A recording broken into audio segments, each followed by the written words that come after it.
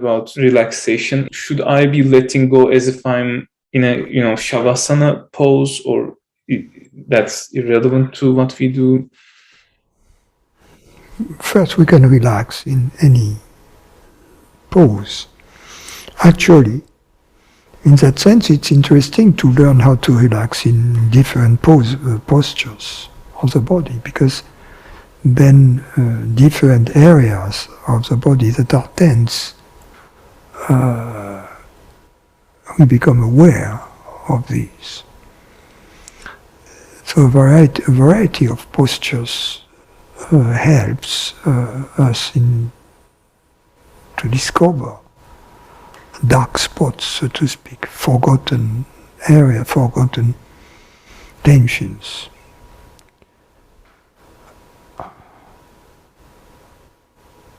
So there are two ways to go about it.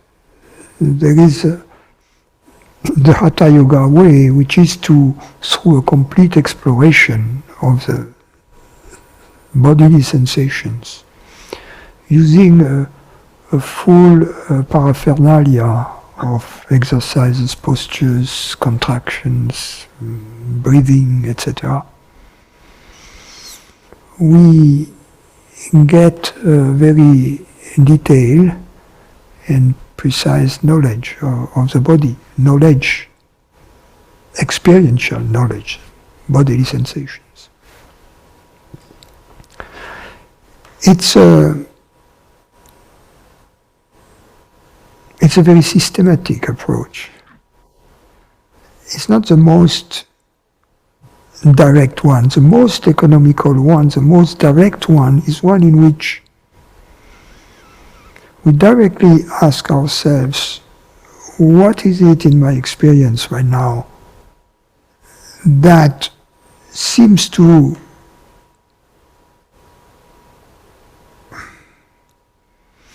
be some physical, some at the sensorial level, at the bodily sensation level, seem to separate my body from the rest of its surroundings.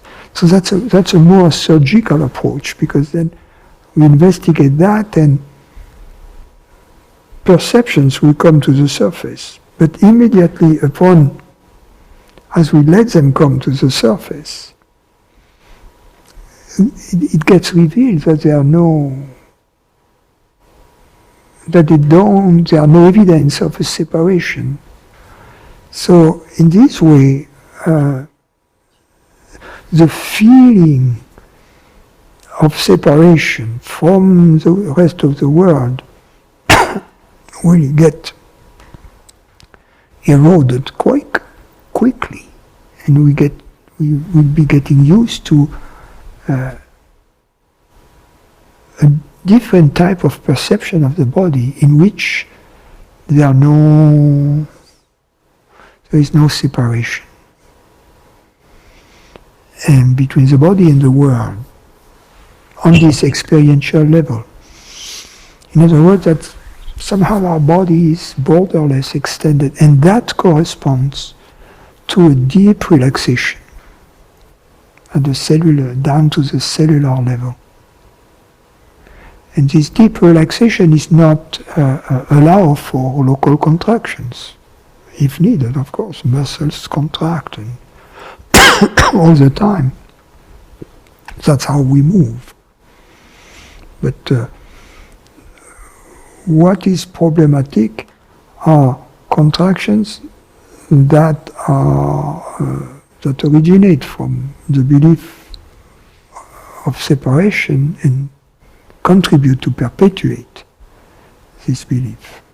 So it's only a subset of even the contractions which we deal with.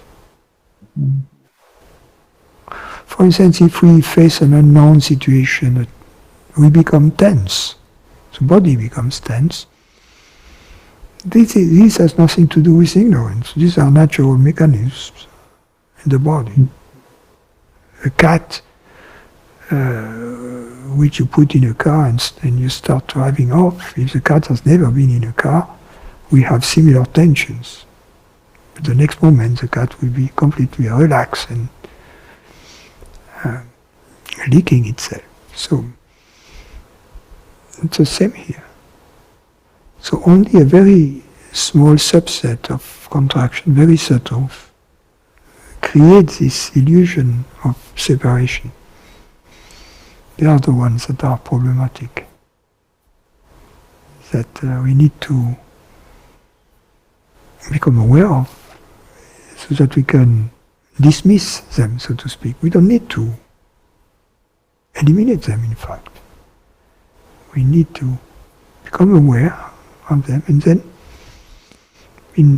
by identifying them for what they are, bodily sensations, they will lose their illusory separating power.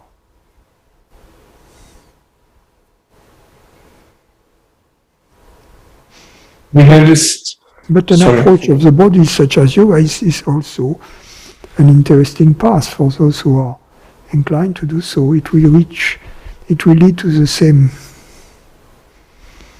outcome, and it will lead to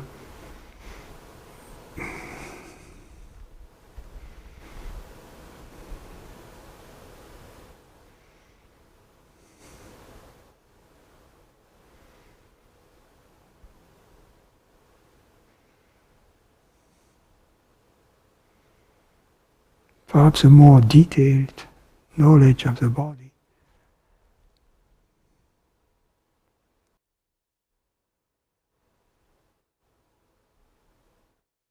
We have an assumed notion that there is my body and there is space, and that assumption is being questioned in the second option you mentioned.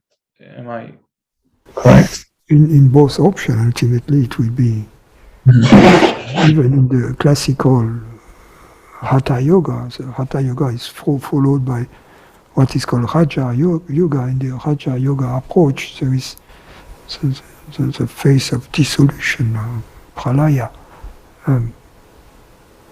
which is exactly this, dissolution of the boundaries. It's not the dissolution of the body. It's a dissolution of the boundaries that are perceived. So the body becomes one with its surroundings, which it has always been, right? But separation never existed in reality. It was only a projection